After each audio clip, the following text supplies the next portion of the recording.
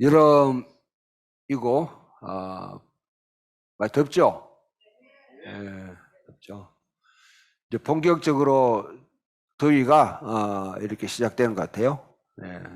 이전까지는 좀 전투전 같고요. 예. 이런 시기에 여러분들도 개인적으로 또 신앙 생활이 처지지 않도록 그렇게 잘 이렇게 하시면 좋겠고요. 교회도 조금은 좀 분위기가 좀 무거운 그런 분위기인데 이럴 때일수록 함께 또 신실하게 또 잘 이렇게 격려하면서 또 헤쳐나갈 수 있도록 함께 힘을 모았으면 좋겠습니다. 이 마이크를 이렇게 하니까 어떤가요? 듣기는 좋습니까? 예, 감사합니다. 예.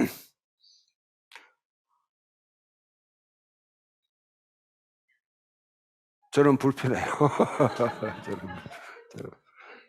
어색해요. 어색해. 예, 어색합니다. 자, 오늘 믿음이란 무엇인가? 늘 듣던 말씀이죠. 또 믿음이 무엇인지에 대해서는 여러분 스스로 잘 아시죠?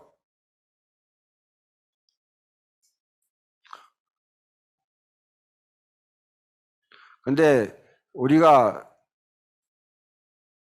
신앙생활 하면서 너무나 잘 알고 있는 것, 내가 당연히 여기는 것에 대해서 항상 점검을 해야 됩니다. 거기에 함정이 있습니다. 믿음이라는 것 알아요. 구원이 무엇인지 알아요. 하나님 나라, 천국 무엇인지 대충 다 사람들이 다 알고 있습니다. 그거 모르면 신앙생활 자체가 사실은 그냥 제대로 이루어질 수 없죠. 종교적인 행위죠. 여러분 이사야 11장을 읽어보면 1장 첫 번째 장에 지금 이사야가 이스라엘 백성, 남쪽 유대 백성들을 향해서 굉장히 아주 그 어조가 엄청나게 지금 뭐냐면 불쾌한 언어를 사용합니다. 그리고 어쩌면 아주 그냥 지금 현재 일어나고 있는 모든 이 종교 시스템에 대해서 철저하게 불신하는 그런 언어를 지금 구사하고 있습니다. 네. 너희가 절기를 지키고 너희가 제사를 드리고 또 기도를 한다. 유대인들은 하루에 3번씩 쉐마 기도를 하고요. 또한 뭐냐면 특별하게 금식이라든지 절기를 정해서 기도해요. 근데 그런 기도 자체가 사실은 그게 도대체 무슨 의미가 있냐? 그 알맹이가 뭐냐 도대체? 심지어 제사를 드리러 오는 사람, 성전에 기도하러 오는 사람에게 하는 말이 성전 마당만 밟을 뿐이라. 여러분 신앙생활은 종교행위와 신앙생활의 차이가 뭐냐면요. 종교를 숭상하는 사람들은 그 의뢰나 뭐냐면 그냥 내가 신을 믿는다 생각하면 자동적으로 신이 자기를 보호하고 관여해 준다고 생각해요. 예배를 드리면 하나님께서 나를 사랑하시고 나를 돌보시고 나를 지켜주신다. 앞으로 소위 말하면 천국 가게 한다. 그 예배가 아니면 어느 교회 특정 교회에 내가 소속되어 있다는 자체가 마치 여러분 천국에 대한 지금 천국에 있는 아파트가 있는데 아파트에 분양권을 내가 받은 것처럼 생각하는 이 착각. 예배를 드리면 자연적으로 하나님의 은혜가 있다는 예배가 마치 은혜의 자판기처럼 생각하는 겁니다. 우리 지금 예전적 예배를 드려요. 나름대로 이런 고민하면서 지금 3년째, 2년 반째 지금 진행하고 있는데 이 예배 그냥 여러분 하면 자동적으로 내가 은혜 받는 생각하면 그거는 오산입니다. 어떤 예배를 할지라도 은혜의 자판기는 없습니다. 저절로 은혜가 거기서 임하고 역사하는 경우는 없습니다. 이사야 11장에서 지금 맺히는 거는 그야말로 종교 행위들. 그 안에 있는 진짜 내부에는 궁극적으로 말하면 정의가 없는 거예요. 이스라엘 살아가는 사람들이. 정의가 없다는 말은 성경에 그 사회를 측정하는 중요한 하나의 뭐냐면 리트머스 시험지가 있습니다.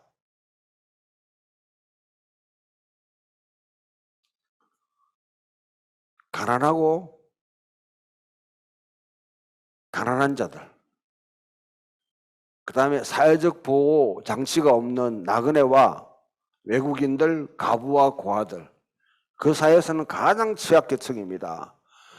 이들이 보호를 받고 있느냐, 이들이 제대로 권리를 갖다가 이렇게 그 권리가 빼앗기지 않는, 수탈당하지 않는 상태에 있느냐.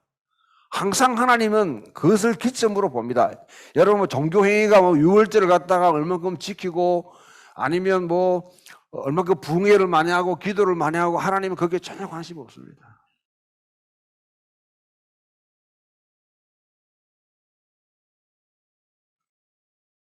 그게 믿음 없이 행해지는 종교행위. 그에 대해서 하나님은 단호하게 지금 이사야를 통해 책망하는 거죠. 그리고 이사야서 1장을 여러분 읽어보면, 오늘 읽었던 본문을 보게 되면 하나님께서 만약에 너희들이 여기에 대해서 회개하지 않으면, 자, 우리 흔히 잘 알고 있는 말씀이죠. 오라 우리가 서로 변론하자. 너희 죄가 주홍같이 같을지라도 눈과 같이 헤어질 것이요 진홍같이 붉을지라도 양털같이 희게 되리라. 대개 요까지만 딱 외워요. 이걸 개인적으로 적용합니다. 신앙생활 조금 하신 분들 이 성경 구절로 설교하는 이야기도 많이 들었을 거고, 사실 이제 개인적으로 적용해 왔습니다. 개인적인 적용 물론 맞아요. 그러나 그 우선적으로 개인적인 적용 이전에 남쪽 유다 전체 사회에 대한 지금 뭐냐면 선지자가 호소하는 겁니다.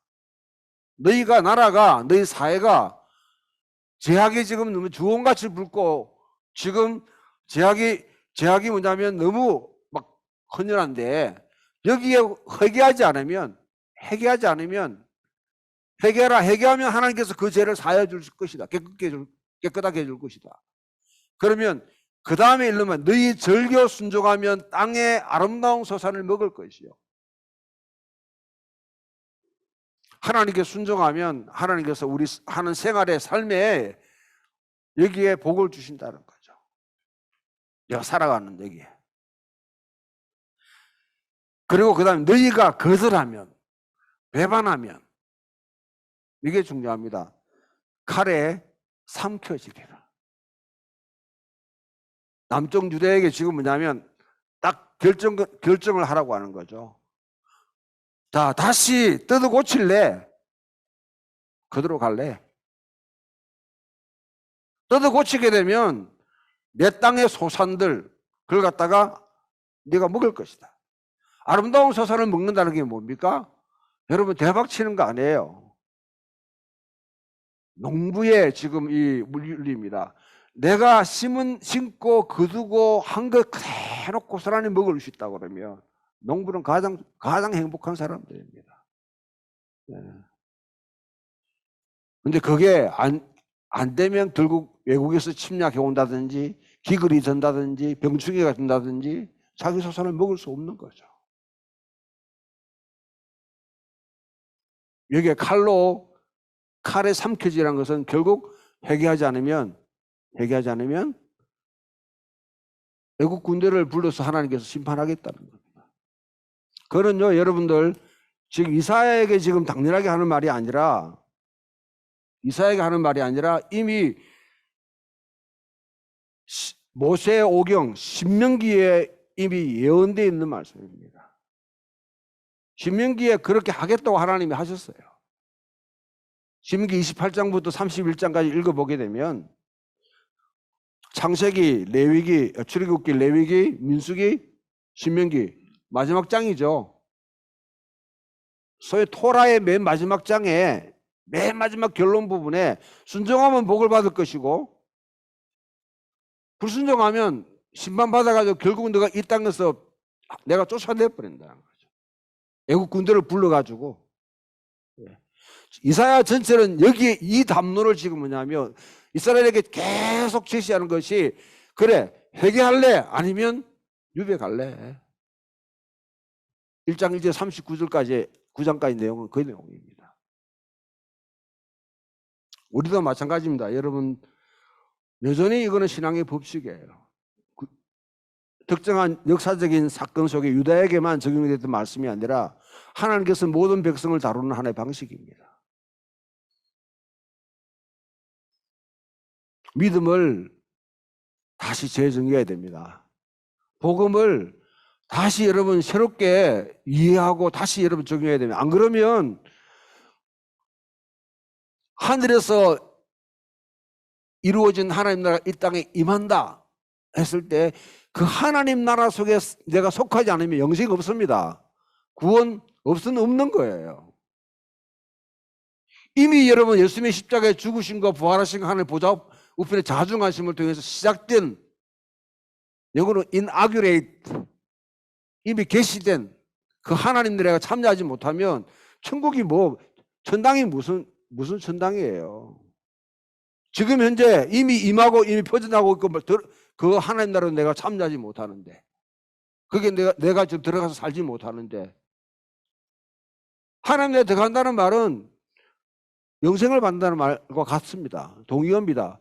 니고데모에게 요한복음 3장에서 말씀하실 때 내가 물과 성령으로 거듭나지 않으면 하나님 나라에 들어가지 못할 것이요.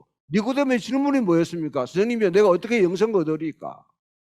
내가 어떻게 영생을 얻으리까? 하는 거죠. 그러면 하나님 나라의 삶을 산다는 게 뭐냐? 젊은 가론이 주님을 찾아왔습니다. 선생님이요, 내가 어떻게 영생을 얻으리까? 했더니 하는 말이 야, 토라에 뭐라고 써 있냐? 토라에 율법에 써 있는 거예요. 내가 이것을 다 지켰습니다. 그래? 그래? 그럼 그거 행해라 가서. 네 영생 안에 있는 사람이네.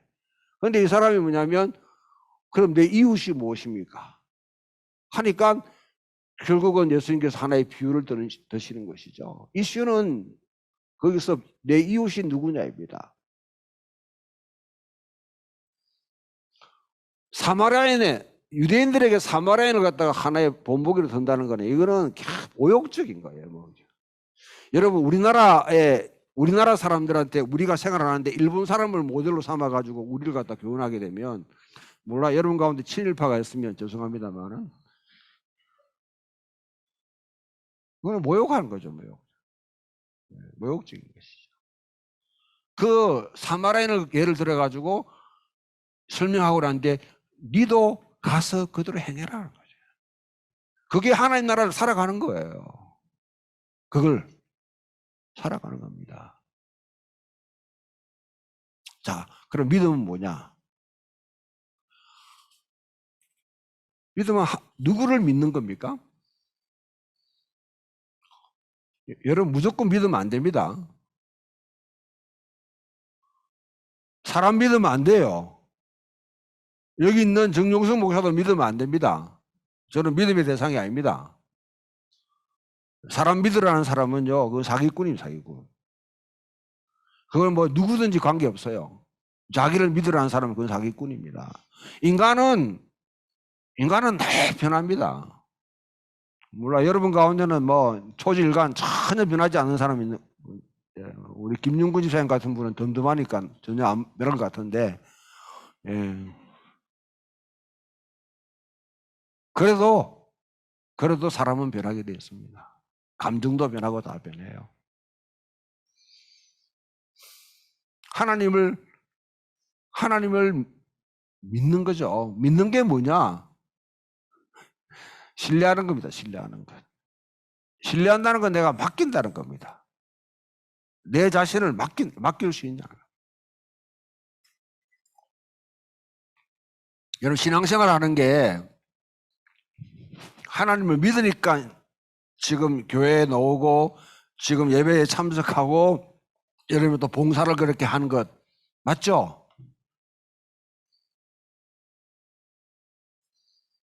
그러면 다 끝났어요. 다 끝났어요. 하나님을 내가 신뢰한다. 거기에 다 달려 있습니다. 흔들리지 않게 어떤 상황에도 불구하고 내가 하나님을 끝까지 신뢰할 수 있느냐. 내가 손해를 보더라도 진짜 이거는 믿을 수 없는 상황에서도, 말도 안 되는 상황에서 내가 하나님을 신뢰할 수 있느냐. 오늘 믿음은 바라는 것의 실상이요 보지 않는 것 증거요? 증거라. 선진들이 이로써 우리가 믿음으로 모든 세계가 하나님 말씀으로 지은 줄 아나니 선진들이 이로써 증거를 받았다 하는 것이죠. 제가 이것을 좀 풀어서 설명을 해보겠습니다.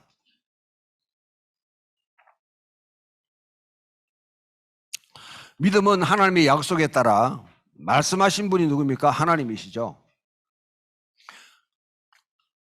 하나님이 약속하신 것을 믿는 겁니다. 하나님과 하나님이 말씀하신 것을 믿는 거예요. 약속에 따라 소망하는 것, 기대하는 것, 꿈꾸는 것을 실제 행동으로 내가 살아가는 겁니다. 이루어진 것처럼. 믿음은 아브라함처럼 신실함을 믿는 자가 보이는 거예요. 믿음은 믿음에서 거쳐버리면 안 됩니다. 신실함, 그것을 행동으로 보여줘야 됩니다. 과거의 영웅들이, 믿음의 영웅들이 믿음으로 약속된 희망을 현실로 변환시켜서 삶을 살아냈습니다. 그래서 믿음은 바라는 것들이 실상입니다. 본체입니다. 본체. 또한 믿음은 보이지 않는 것이 드러났음을 증언하는 증거입니다. 믿음은 보이지 않는 것을 보이게 하고 보이지 않는 것이 현실이 되게 하는 방식으로 보이지 않는 것을 상상하거나 지각할 수 있게 해주는 하나의 입증 증거입니다. 내가 살아가는 게. 믿음의 영웅들은 이 믿음을 자신의 삶으로 정함하며 살았고 하나님께 인정받았습니다. 우리도 믿음이 있습니다. 그 믿음은 이 세상이 하나님의 말씀으로 창조됐던 것을 믿습니다. 따라서 그 믿음은 하나님의 약속이 자신의 삶에서 점진적으로든 부분적으로든 총체적으로든 일시적으로든 오롯이 이루어지기를 갈망하면서 지금 여기서 실제 행동으로 그 약속을 받은 것처럼 살아내는 겁니다. 믿음은 바라고 보이지 않는 것에 자기의 인생을 거는 겁니다. 이때 단어가 영어에서 말하는 베팅이라는 거죠. 베팅. 노름을 해본 사람은 베팅이 뭔지 알아요. 내 인생이 내가 인생을 어디에 베팅할 것이냐, 하나님께 내가 베팅할 수 있느냐, 전적 올인할 수 있느냐, 그게 믿음입니다. 신앙의 선조들은 순교하기까지, 자기 목숨을 내어주기까지 그 믿음을 증명해 왔습니다. 우리는 하나님의 약속과 연결된 삶을 살아감으로 지금 흘러가는 역사와 현실이 하나님의 계획 속에 있다는 것과 하나님의 계획이 안 보이는 것이 지금 뭐냐면 현실에 투영되고 있다는 것이죠.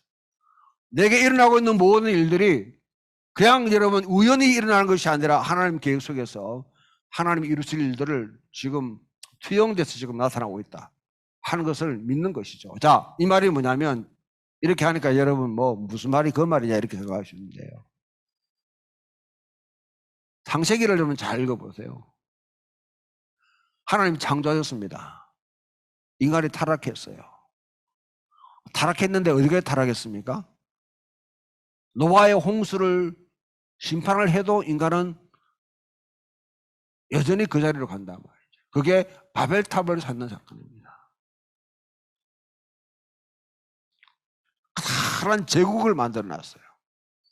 획일화시킵니다.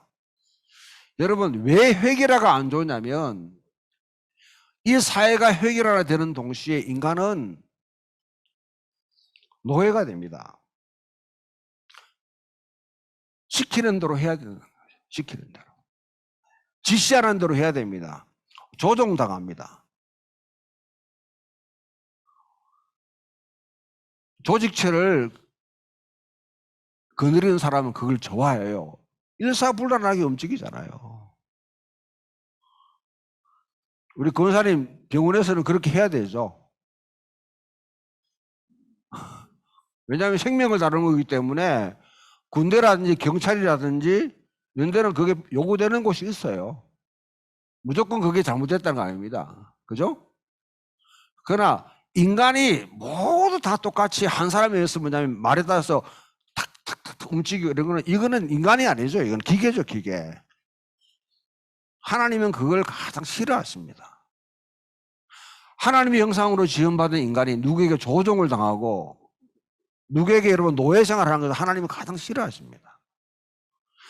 이런 세상을 지금 뭐냐면 구해내서 하나님이 한 민족을 택했어요? 아니면 한 대륙을 택했어요? 아니면 여러분 한 지파를 택했습니까? 아니면 한 사람을 택했습니까?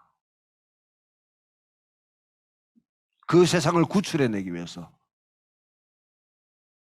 누구를 택했어요?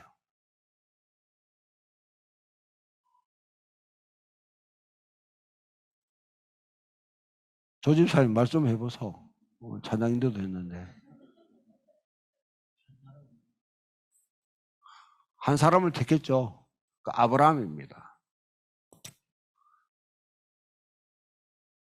자, 아브라함에게 내가 지시할 땅으로 가라 했을 때 어딘지도 몰라요. 그땐 GPS도 없습니다.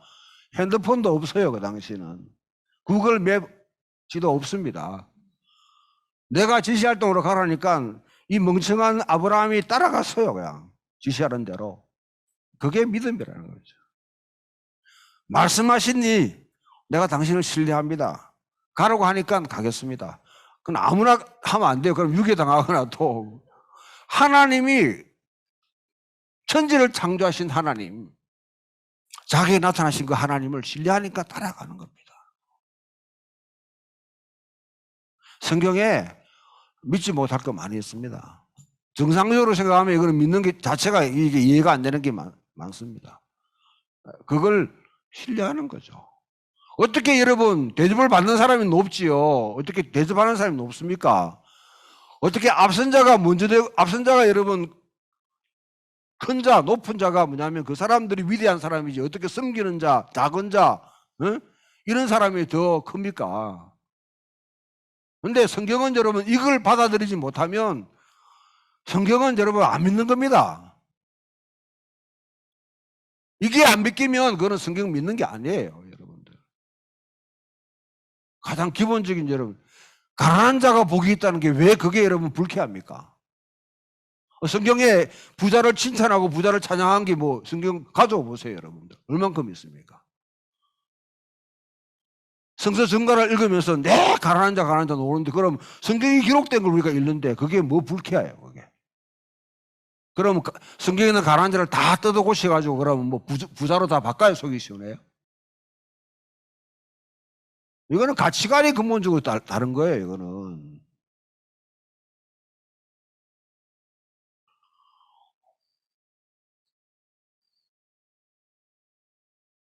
그 말씀하신 하나님 내가 신뢰하고 따라갑니다. 두 번째, 자, 아들을 준대였습니다. 여기 자녀분들 혹시 80세 이후에 자녀 놓으신 분 계십니까? 지금도 의학이 발전한 이 세계에도 여러분 99세가 되면 이미 여러분 자녀를 놓을 수 있는 거는 다 끝난 거예요. 노인학교에 가가지고 여러분 출산할 수 있다 하면 돌로 맞습니다. 돌 맞습니다. 그런데 하나님은 아브라함에게 자식을 준다는 거예요. 근데 아브라함도 멍청하게 그것을 믿었어요. 믿어요. 물론 여러분 아브라함이 완벽하게 맨 처음부터 일사불란하게 전혀 곁길로 가지 않고 쭉 직진만 한 건 아닙니다. 자기 나름대로 뭐냐면 하나님이 하신 말씀이 이거구나 해가지고 자기 여러분 종의 하갈과 이렇게 해가지고 뭐냐면 이스마엘을 낳고 또 여러분 뒤에 자기 집에 충실한 종인 누굽니까? 엘리에셀, 다메섹 사람 엘리에셀이 내가 이 사람 얘를 갖다가 내가 보니까 내가 입양하겠습니다. 하나님이 아니라는 거예요. 그럼 주든가 주시든가. 응? 결국 여러분 나중에 이삭을 주십니다. 세 번째, 거기로 끝나지 않고 하나님이 또 여러분 아브라함이 100세의 아이를 참 자녀를 얻었으면 얼마나 좋았겠어요. 저도 이번에 집에 여러분 손주가 왔는데 예. 제 삶은 딱 판에 박혔습니다. 늘 여러분 아침부터 저녁까지 그것도 딱 판에 박혔는데 얘가 오니까 내 삶의 판 자체가 바뀌더라고요. 좋고 안 좋고는 여러분 여러분 짐작하면 되고요. 그렇게 좋아하는데 뭐냐면 하나님께서 이삭 보고 뭐냐면 아브라함 보고 이삭을 바치라 하는 거예요. 그걸 갖다가 여러분 그냥 맨 처음에 예 말씀하시니 믿겠습니다 하고 믿었다? 그건 미친 짓이죠. 저는 그렇게 생각 안 합니다. 아브라함이 엄청나게 거기서 뭐냐면 하나님 앞에 고민하면서 저는 막 컵도 집어 던지면서 막 판을 뒤집으면서 뭐 이런 있다고 하나님이 있어가면서 내가 속았지 않나 생각하고 하다가 결국 생각을 해보니까 자기를 약속의 땅으로 인도하신 하나님, 그 다음에 자녀를 백세에 주신다고 주신 하나님, 주신다고 하신 하나님, 그 하나님을 믿을만 하거든요. 결국 지 자식을 가지고 모리아산에 가가지고 바치기를 결정합니다. 바치기를 결정해요. 그때 아브라함이 무슨 마음으로 그렇게 했겠습니까? 박재근 이사님 어떻게 생각해요? 무슨 마음으로 그렇게 했을까요? 서진이 드리라 하면 어떻게 할래요?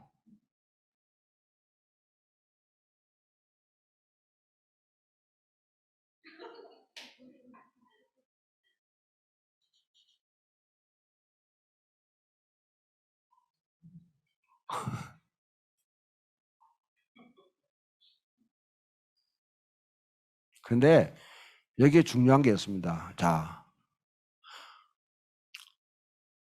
의학적으로 당시 하여튼 누가 봐도 이거는 죽은 몸이다. 죽은 몸과 같은 곳에서 자녀가 태어나게 하셨어요. 그죠? 하나님은 죽은 자 가운데서도 얘를 갖다 돌려보낼 거다. 부활신앙이 있었던 겁니다. 부활신앙이. 오늘 본문이 히브리서 기자가 하는 말이 죽은 자 가운데서도 얘를 다시 살려서 되돌려 주실 것이다라는 확신이 있었습니다. 그건 하나님을 신뢰하니까 그런 거죠. 하나님을 신뢰하니까. 믿음은 바로 그겁니다. 오늘 읽었던 창세기 15장에는 하나님께서 그것을 믿는 아브라함을 보고 의롭다 하시더라. 의롭다는 게 뭡니까? 의롭다는 것은 하나님과의 올바른 관계 속에 있다는 것을 말합니다. 여기 의성 출신들 많은데 의성 어자가 의로운 어자죠. 의인 어자 똑같은 겁니다. 그죠? 유교 사회에서는 의라는 건 하나의 도덕적인 성품이에요. 자질입니다. 그런 식으로 읽으면 안 됩니다.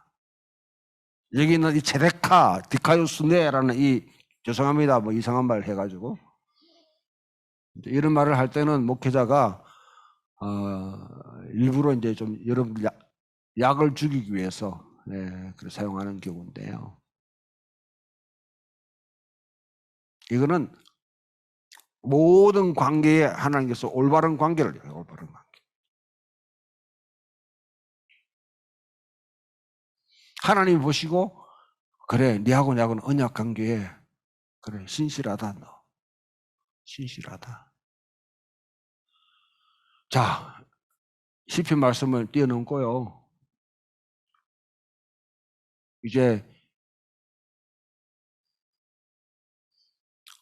예수님이 하신 말씀에 한번 들어가 봅시다. 진짜 믿는 사람은 어떤 사람이냐?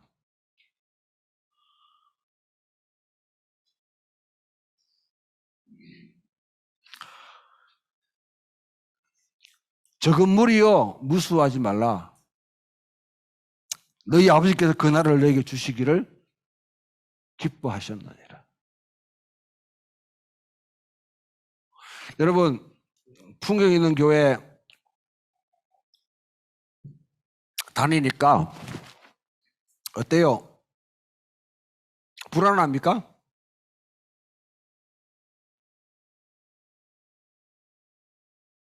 오늘 같이 많은 분들 다 이제 이렇게 빈자리가 많으면 여러분 좀 허전하고 불안해져요? 풍기 있는 교회 다니하고 다른 교회 비교해 보면 이 조그만 교회 이거 뭐하겠노 싶어요? 예수님도 몇백 명 이끌고 다니면서 몇만 명 목회하신 분 아닙니다. 12명 갖고 자기 인생을 걸으신 분입니다. 12명으로.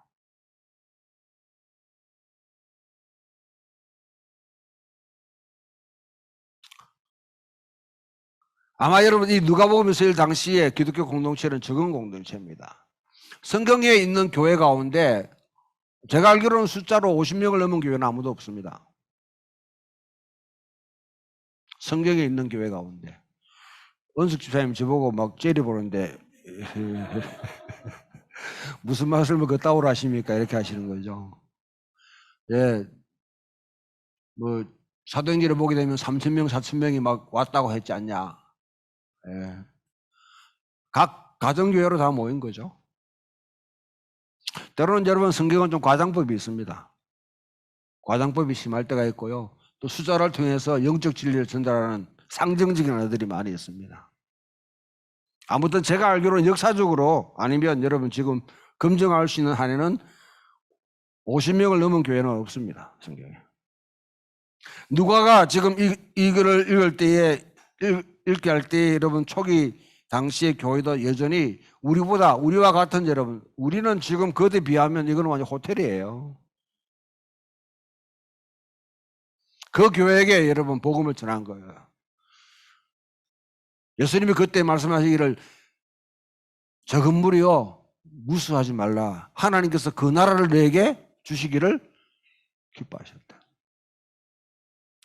여러분 수많은 사람이 콱 몰려가고 따라가는 길 따라가세요. 따라가면 됩니다. 뭐 편하게 살지 뭐 거슬러 가요. 그냥 묻혀가지고 살아가면 편하죠. 모든 사람은 가는 곳 다 가세요. 가. 근데 성경은 분명히 말합니다.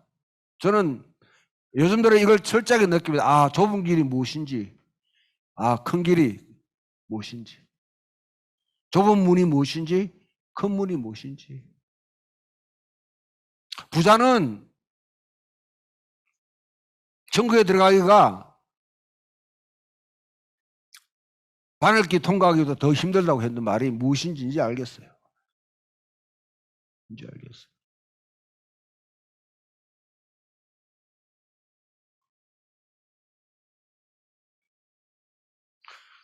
편하게 신앙생활 하고 싶은 분들은 편하게 하면 됩니다. 예수 믿고 죽으면 천국 간다 생각하는 분은 그렇게 하세요. 저는 동의하지 않습니다. 저는 성경이 그렇게 말씀하지 않는 생각해요. 저 건물이요 두려워하지 말라.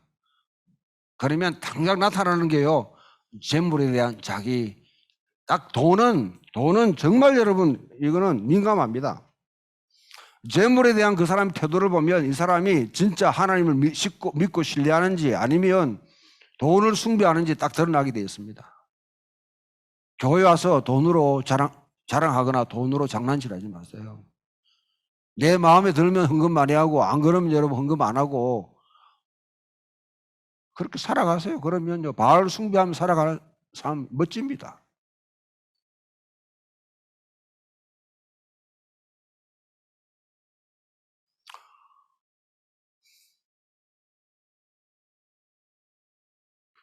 마지막 주님께서 우리가 하신 말씀은 내일 주님이 오실지도 올 수도 있다. 오늘 여러분 누가복음 12장에 지금 이 이야기는 주인이 지금 어디 갔습니다. 돌아옵니다. 핸드폰 없어요. 삐삐 없습니다. 전화기도 없습니다. 정보도 없는 사이입니다. 언제 올지 몰라요. 그런데 대개 종들은 주인 없으면 지 맘대로 생활하는 경향이 있습니다. 근데 언제든지 왔을 때 뭐냐면 밤중에 왔는데 문을 두드리는데 문을 열어준다. 그거는요 주인이 여기 말로 완전히 여러분 이 반전이 나는데 주인이 오히려 뭐냐면 지금 종들을 섬기겠다. 식탁을 베풀어 주겠다. 이 말씀을 다시 다른 그림으로 풀어난 것이 뭐냐면 여러분 요한계시록 3장에 있는 라오디게아 교회, 라오디게아 교회. 라오디게아 교회는 7교회 가운데 가장 책망받은 교회입니다. 칭찬거리가 하나도 없는 교회예요. 그 교회에 대해서 예수님께서 하시는 말씀이 내가 문 밖에 서서 문을 두드리노니 누구든지 내 음성을 듣고 문을 열면 내가 그에게로 들어가 그와 더불어 먹고 마시리라. 개인적으로 여러분 영접하고 하는 그 문제 아니에요. 언젠가 여러분 우리 주님 앞에 서면요. 저는 몰라 여기 대해서는 제가 뭐 더 성경이 명확하게 여러분 개인도 물론 하나님께 서겠지만 우리 공동체 전체가 하나님 앞에 섭니다. 공동체 전체가. 아마 여러분 개인에게 하나님 책임을 물을 때에 정용석 목사라는 품격 있는 교회에서 어떻게 했는지 분명히 책임을 물으실 거예요. 제게 맡겨준 책임에 따라 가지고. 여러분 개인들도 마찬가지입니다. 내일 당장 주님이 오실 것, 그 마음으로 지금 신실하게 믿음으로 살아가는 것이 바로 믿음입니다. 그 믿음을 여러분 삶으로 살아내시기를 주님의 이름으로 축원합니다.